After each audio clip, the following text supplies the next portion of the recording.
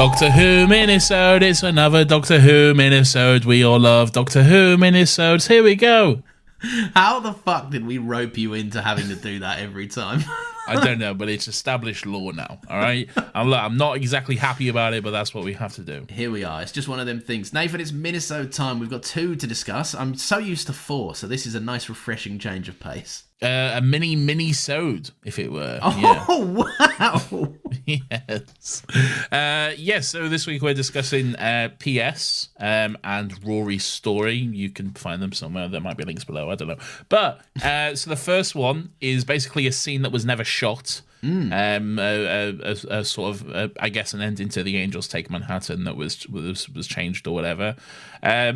More heartbreak and trauma. Just real sad stuff. Like I think The Angels of Manhattan, the ending is beautiful. I don't necessarily know if this scene would have killed the pace of it a little bit. I can see why it wasn't included in the episode. Yeah, it feels disconnected, obviously, but it is a great tragedy that they Series 7A kind of built up Brian to be a recurring character, and then we never really got his understanding. His resolution, it had that period of his life had ended. Yeah, definitely. And also just to make it clear, we just finished recording The Angels Take Manhattan, where we was talking about all our heartbreak and trauma and crying throughout that episode. So this is just have that fresh off the bat. It's brutal, man. That 1-2 punch. It's rough. I tell you what, though, I really like I like the fact that this exists. It was a film. It was a scene that was. It's not a deleted scene, right? If you've never heard of it before, I hadn't heard of it before, and I have a Doctor Who podcast, so that says a lot. I was quite chuffed that they still presented this in the way they did. With it's kind of these kind of sketch drawings. It's very more like storyboards. Yeah.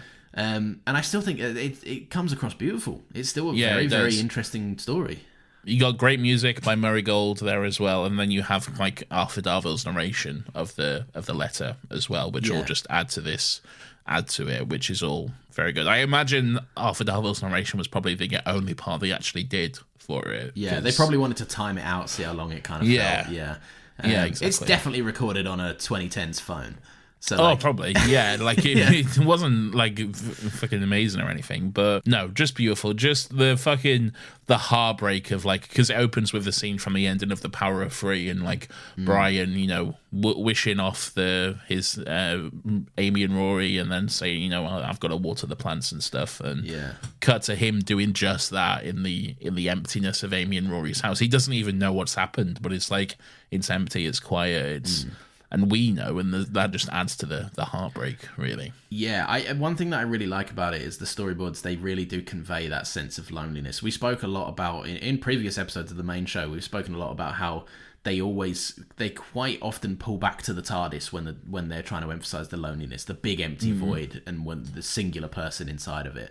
And you get that sense again here in the storyboards, which is just Brian kind of taking up such little room on the big couch in the big empty room.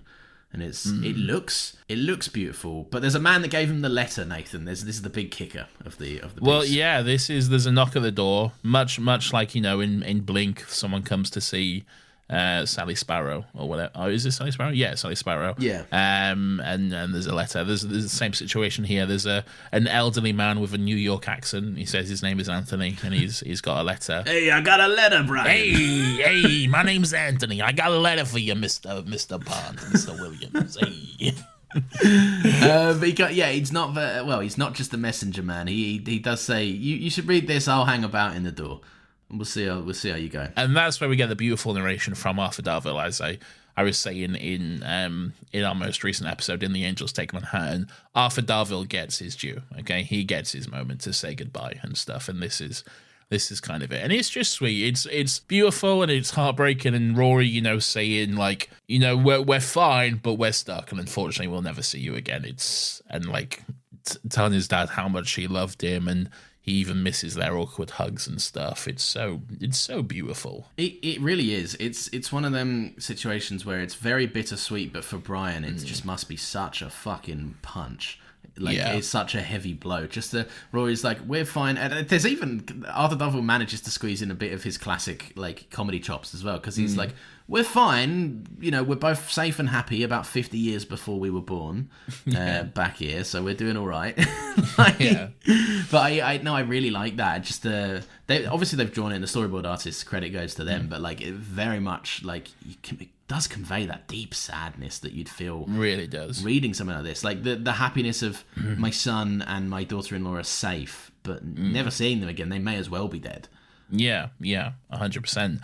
And I guess also they are, because they are. Yeah, true. They are dead by this. They've lived their full lives and stuff, but by this point in time, by 2012. Yeah, 2012.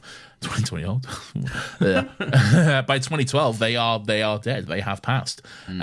So yeah. But anyway, the like real gist of it is like what Rory is saying is that the man who delivered the letter, Anthony, that is actually your grandson, and he's older than you. So that's fucking weird. That's fucking well weird. Yeah, but he's your grandson, and they adopted him in 1946, which was very sweet. I like that because it's obviously this is a character that, like, you know, we've got nothing about him other than a silhouette drawing on a fucking on a storyboard. But it does, it convinces you that, you know, on the gravestone when Amy's name gets added to it, she's referred to as his loving wife. And in the ending pages of the book that she reads, that she kind of voices over for the Doctor, she says, you know, we lived well and we were happy.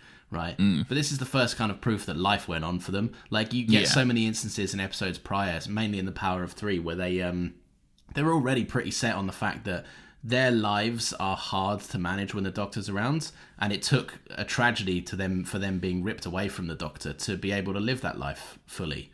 And I think it's really nice. It's really beautiful. And the ending of Anthony holding out his hand, saying, "How do you do, sir?" And then the pause on Brian, and then just the cut to the drawn image of them hugging. It's beautiful. Yeah. It's so beautiful. There's 2 people in that space now. Yeah. There's 2 people when there was just one before. No, then he's not alone anymore. Oh, I love it. He's got his older grandson. Yeah.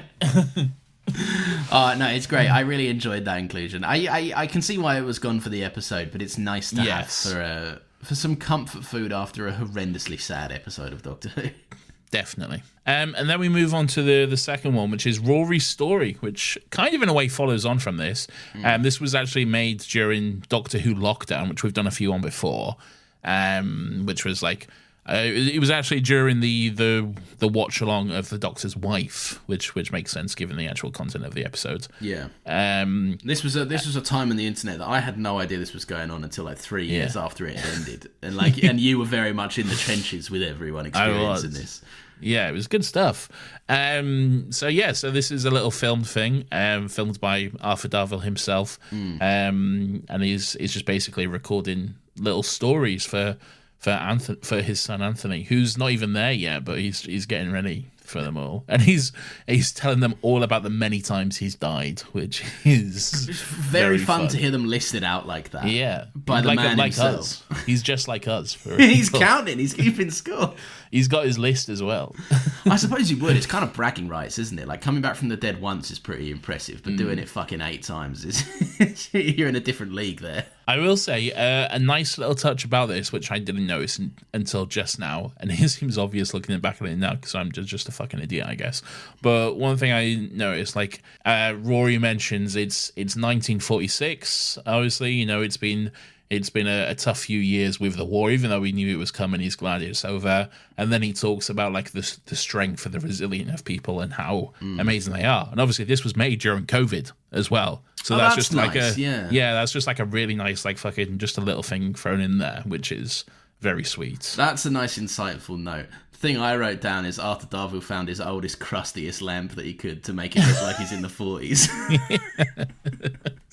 Look, it was COVID, all right? We had to work with what we had, all right? I fully respect it. I like the effort put in. He's got the only smartphone in 1946, all right? What a fun inclusion that is, right? Just on the only working smartphone in the world, by the way. Yeah. Like, fucking hope your charger doesn't break. Yeah, exactly. Don't worry about it. They got plug sockets. Well, yeah, they did. They had electricity. Yeah, so of course they did. I was thinking about it. Yeah. That's true.